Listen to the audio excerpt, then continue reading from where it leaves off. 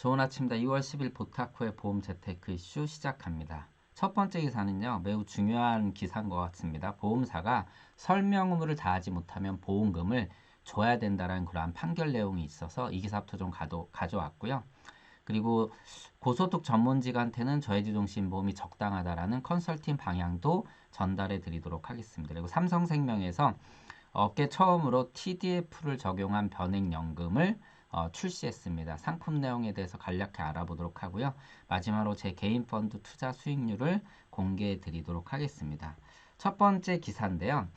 해당 사건은 어떤 사건이냐면 2016년 3월 아들이 오토바이를 운전하다가 사망했습니다. 사망보험금 지금 사건에 개입된 게 5억 5천만 원이거든요. 5.5억 원이 이제 개입이 됐는데 당연히 아들이 사망을 했으니까 부모님 보험금을 청구를 했겠죠. 근데 보험사에서 보험금 지급을 거절합니다. 해당 보험사는 메리츠화재고요. 왜 거절을 했냐면은 오토바이로 배달 아르바이트를 하고 있었는데도 계약 당시 오토바이 운전 여부를 확인한 질문표에 아니라고 대답을 했기 때문입니다. 그런데 이쪽에서는 왜 보험금을 지급하라고 했냐면은 우리가 오토바이 사고로 사망할 때는 보험금을 지급하지 아니한다는 내용을 듣지 못했다라고 이제 소송을 제기한 겁니다. 좀 상식적으로 조금 이해가 가지 않지만 결국은 고지 의무가 중요하냐, 설명 의무가 중요하냐라는 이 판결에서 어떤 것이 더 중요하냐에 따라서 이 판결 결과가 달라지는데 핵심은 이거예요. 이 기사에는 나오지 않는데 이 모집인이 오토바이 운전은 보장이 되지 않는다는 설명을 한 적이 없다라고 명확하게 진술을 했습니다. 결국 이 모집인이 이 모집 설명을 다 제대로 하지 않은 거죠. 그래서 결국은 소송이 붙은 거고요. 원심에서도 일부 승소를 했고 그거를 대법원에서도 그대로 인정을 했습니다. 왜 인정을 했느냐면 주기적으로 오토바이 운전을 할 경우에는 특별 약관이 부과돼야 된다라는 사실이 있고 오토바이 운전 여부 등에 관련해 고지의무를 위반한 경우에는 보험 혜택을 받지 못할 수도 있다는 사실에 관해서 설명 의무를 다 하지 못했다라고 볼 수 있기 때문에 대법원도 원심이 맞다라고 했다라고 합니다. 조금 결국은 이게 모집이니 예를 들어서 지금 구상권 청구 맞을 것 같은 그러한 상황인데요. 뭐 이 부분에 대해서는 제가 이제 전문적이진 않지만 그러한 그 예상을 해볼 수가 있을 것 같습니다. 그래서 정말 이러한 사건 결과를 보고 소송 결과를 보고 우리가 소비자분들한테 설명의 의무를 굉장히 이제는 좀 더 적극적으로 좀 더 자세히 할 필요가 있다라고 좀 보고 있습니다. 네, 두 번째 기사 보도록 하겠습니다. 자, 먼저 그 금융회사의 VIP 센터를 방문하는 고소득 종사자들은 어떤 데 관심이 있냐? 일단 뭐 절세, 당연히 처음 절세, 두 번째는 자산 증식, 그렇게 만들어 온 자산을 또 잘 이전시키는 거, 세금을 덜 내고 이전시키는 거, 이런 데 관심이 분명히 있을 겁니다. 그래서 여기서 얘기하는 주된 내용은 뭐냐면 고소득 전문직 종사자들 아무래도 수입이 어느 정도 안정적이죠. 안정적이지만 늘 어떤 리스크를 갖고 있습니까? 어떤 리스크를 갖고 있냐면 납입 능력에 대한 리스크는 누구나 분명히 갖고 있습니다. 뭐 사고나 질병으로 인해서 납입 능력이 굉장히 떨어지거나 납입 능력이 문제가 생긴다면 상품을 유지하는 데 어려움이 분명히 있을 겁니다.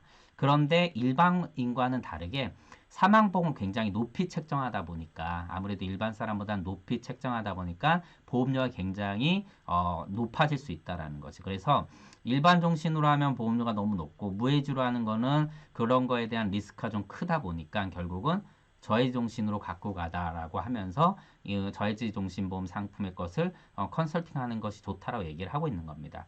뭐 이거는 누구에게나 또 적용할 수도 있는 거지만 분명 뭐 예를 들어서 저는 소득이 없는데 소득이 없다라는 게 아니라 소득이 조금 불안하거나 작은데 사망 보장을 준비한다라면 종신보다는 정기 보험 그리고 갱신형 정기보험을 권유를 하거든요.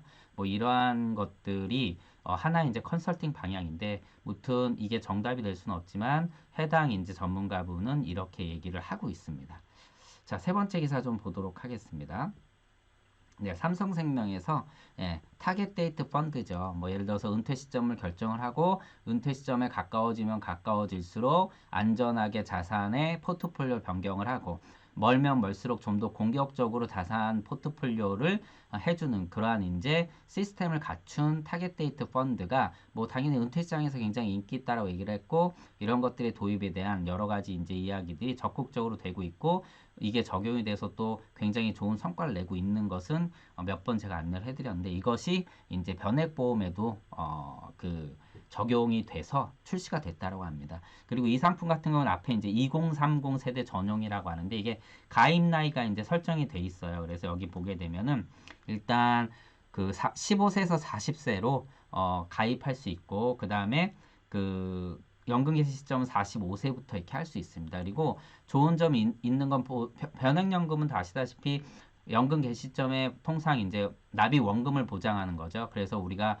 뭐 VUL 같은 경우에서는 우리가 최저 사망 보증 비용이 있고 변액연금 같은 경우는 최저 연금 보증 비용이라는 걸 별도로 뗍니다. 보통 이렇게 보증을 하는데 이 상품은 일부 이제 최저 연금 적립금 보증을 해서 최소 100부터 이건 기본이겠죠. 변액연금 상품이 295까지 보증을 하네요. 그리고 또 연금을 받을 때 또 아시다시피 연금을 받을 때도 이율이 적용이 되죠. 여기서도 최저 실적 연금을 또 보증을 하는 그러한 상품이 있기 때문에 뭐 제가 보기에는 여러 가지 장점을 좀 갖고 있습니다. 물론 이제 이 상품 뜯어봐서 사업비가 어떻게 되고 이런 것들 좀 봐야 되겠지만 사실 변액보험의 가장 큰 문제는 늘 그렇듯이 가입을 할 때는 굉장히 적극적인 그 이후로 관리가 잘 안 된다라는 것이죠. 그래서 이러한 관리를 타겟 데이트 펀드를 통해서 관리하고 효율을 맞춰 나가는 것. 그러니까 좀 더 높은 수익을 위한 효율적인 포트폴리오 방안을 해당 펀드가 운영한다라는 것이 굉장히 좋은 것 같습니다.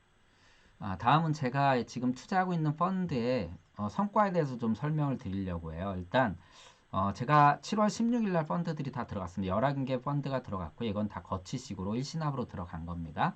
제가 이 펀드의 어떤 수익 성과나 이런 걸 좀 보기 위해서 들어간 건데 지금 6개월 정도 됐죠. 근데 보시다시피 1월 24일 날 두 개 펀드를 제외하고는 다 플러스 수익을 내고 있었습니다. 특히 많이 내고 있는 게 27%, 26%, 그리고 11%, 8.5% 이렇게 수익을 내고 있었습니다. 특히 뭐 올해 이제 주식 포트폴리오 높여라 그리고 달러가 약세를 필 것이다. 뭐 그러면서 저는 작년 7월이 어느 정도 제가 개인적으로 생각하는 게 코스피가 좀 바닥을 치고 있다라고 개인적으로 생각을 했고요. 늘 바닥을 치게 되면 저는 그때 추가 납입이나 펀드 투자를 하는 방식으로 자산을 좀 운영을 합니다.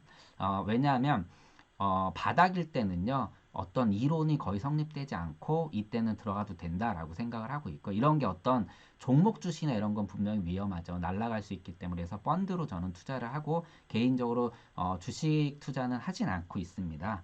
그런데 이게 역시나 2월 4일 날 망가졌죠. 우한 폐렴 때문에 망가져서 그때 제가 수익률 평가를 했더니 뭐 예를 들어서 엄청나게 마이너스 8%, 마이너스 16%, 마이너스 17%, 마이너스 12%까지 미친 듯이 빠집니다. 특히 이제 레버리지 투자한 거는 또 올라갈 땐 두 배, 세 배 이렇게 올라갈 수 있게, 두 배 이렇게 올라갈 수 있겠지만 떨어질 땐 또 그만큼 충격이 크다라는 얘기죠.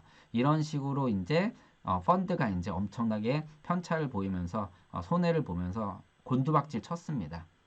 한순간에 다 날라난 거죠. 왜냐하면 뭐 다시다시피 대한민국 같은 경우는 뭐 대중 수출 비중이 1위고 수출로 먹고 사는 나라고 중국이 뭐 이제 유가 수입을 한 20% 줄이니까 지금 50선이 무너졌고요. 거기에다가 경제 성장에 대한 문제 그렇게 힘겨루기를 하면서도 1차 협상에서 얘기하지도 않았던 그 미국 수입품의 관세를 50%까지 발토막 쳤거든요. 그 정도로 지금 사태가 심각하고 결국은 뭐 지금 자동차 쪽 뭐 이런 거 난리 난 거 다 아실 겁니다.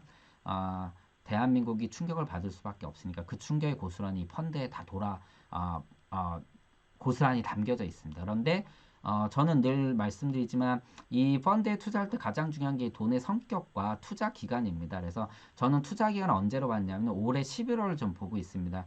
왜냐하면 이제 트럼프 이제 이쪽 미국 대선이고요. 그 전에 봐서 일부 어느 정도 수익이 나면은 빼려고 하는 거거든요. 그때까지 이런 이제 상황은 조정일 뿐이다라고 보고 있는 거죠. 그렇기 때문에 조정은 그냥 과정일 뿐이라고 생각을 하고 있고요.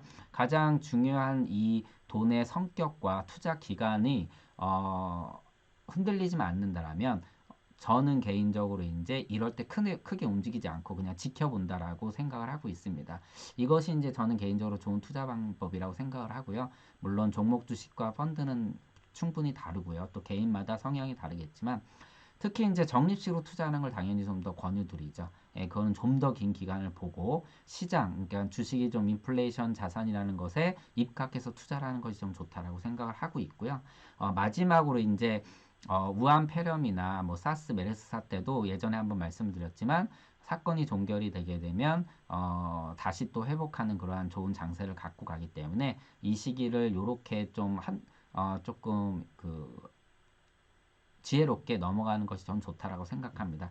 뭐 굉장히 사태가 좋지 않고 막 박살 나니까 펀드 환매하고 막 이러면서 되레 여기서 또 손실을 보는 것보다는 처음에 목표가 그랬다면 목표를 지켜가는 게 분명히 좋을 것으로 보입니다. 물론 뭐 글로벌 금융위기라든가 이런데 뭐 글로벌 금융위 때도 38개월 만에 회복을 했거든요. 코스피는요. 뭐 근데 그만큼 기간을 두고 있는 건지는 모르겠지만 저는 일단 11월까지 보는 거기 때문에 이런 식으로 투자를 했는데 제가 펀드에 대한 뭐 다양한 설명을 드리려고 했던 건 아니라 이런 이제 조정 시기 때 우리가 어떻게 대처하느냐가 굉장히 중요하다라고 싶어서 한번 제 경험을 갖고 소개를 해드렸습니다. 자, 오늘 내용은 여기까지 하도록 하고요. 내용이 도움이 되셨다면 좋아요와 구독 부탁드립니다. 고맙습니다.